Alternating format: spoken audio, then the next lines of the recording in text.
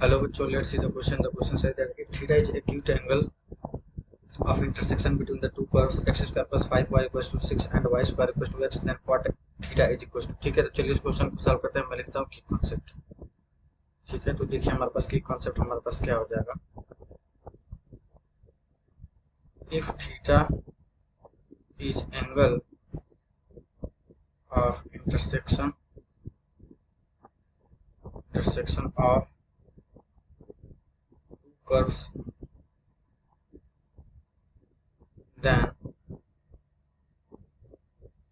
cot theta is equals to 1 plus m1 m2 divided by m2 minus m1 minus m2 और m2 minus 1 बहुत होता है m1 minus m2। ठीक है, इसी की कॉन्सेप्ट हम लोग यूज करेंगे। देखो सबसे पहले हम लोग पॉइंट ऑफ इंटरसेक्शन निकालना पड़ेगा। X square plus 5 y square equals to कितना हमारे पास 6 और वाई स्क्वायर इक्वल्स टू कितना हमारे पास 6। Y square equals to x में पुट कर दूंगा तो एक्स स्क्वायर प्लस 5x और 6 को लेफ्ट हैंड साइड लेके आऊंगा तो 0 के बराबर हो जाएगा। X square plus 6x minus x लिख सकता हूँ और माइनस 6 इक्वल्स टू 0। यहाँ से x कामा ले लेता हूँ, x प्लस 6 हो जाएगा। यहाँ से नेगेटिव कामा लूंगा तो x प्लस 6 इक्वल्स टू 0 हो जाएगा। पूरे में से x प्लस 6 कॉमन ले लूंगा तो अंदर क्या बचेगा x माइनस 1 इक्वल्स टू 0। यहाँ से x इक्वल्स टू कितना है 6 और माइनस 6 और 1 आएगा। ठीक है, अब देखो x equals to minus 6 y square equals to minus 6 लिखूंगा, ये पॉसिबल नहीं है क्योंकि लेफ्ट हैंड साइड वाला पॉजिटिव है, राइट हैंड साइड वाला नेगेटिव है, जो कि पॉसिबल नहीं है। वाई स्क्वायर इक्वल्स टू मैं 1 पुट करूंगा जो कि मैं x इक्वल्स टू 1 ले रहा हूँ तो y इक्वल्स टू कितना आएगा हमारे पास प्लस माइनस 1 के बराबर। m1 m2 क्या है अभी सॉल्व करते समय अलॉन्ग द वे हम लोग सीख जाएंगे कि m1 m2 है क्या। तो हमारे पास कोऑर्डिनेट कौन कौन से आ गए 1 1 और 1 माइनस 1। अब देखो डेरिवेटिव निकालता हूँ इसका x square plus 5y square equal to 6 का, तो कितना हो जाएगा 2x plus 10y dy by dx equal to कितना हो जाएगा हमारे पास 6 का डिफरेंशिएशन 0, तो dy बाई dx की वैल्यू कितनी हो जाएगी हमारे पास माइनस एक्स अपॉन 5y।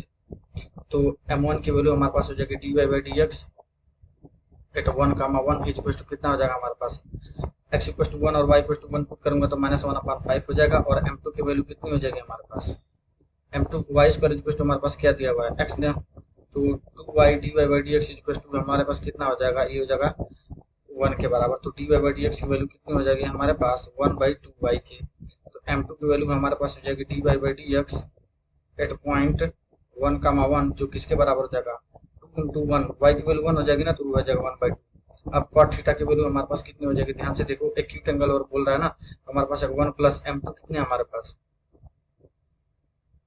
यहाँ हमारे पास कितना है m1 m2 है ना, तो यहाँ पर हो जाएगा m1 मतलब माइनस 1 बाई 5 इंटू में 1 बाई 2 हो जाएगा और ये हो जाएगा हमारे पास हो जाएगा 1 प्लस m1 m2 मतलब 1 प्लस माइनस 1 बाई 5 इंटू में हो जाएगा 1 बाई 2 और ये हो जाएगा minus 1 by 5 minus 1 by 2।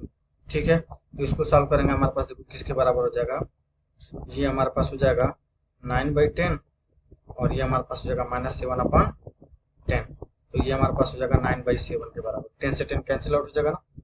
Second case देखते हैं हम लोग। तो सेकंड केस m1 की वैल्यू अगर मैं निकालूं तो dy by dx is equal to at किस पे हमारे पास हो जाएगा 1 माइनस 1 पे, तो ये हमारे पास हो जाएगा माइनस एक्स अपॉन 5y है ना, तो यहाँ x की वैल्यू 1 और 5 इंटू में माइनस 1 कितना हो जाएगा हमारे पास 1 अपॉन 5। सिमिलरली m2 की वैल्यू कितनी हो जाएगी हमारे पास dy by dx at coordinate 1 minus 1, ये हमारे पास हो जाएगा 1 अपॉन 2 इंटू में माइनस 1, ये हो जाएगा माइनस 1 बाई 2 के बराबर। सेम फार्मूला दोबारा यूज कर देंगे, cot थीटा इक्वल टू कितना हो जाएगा 1 प्लस m1 m2 मतलब 1 बाई 5 इंटू में कितना हो जाएगा हमारे पास minus 1 by 2 divided by 1 by 5 और ये हो जाएगा माइनस 1 बाई 2।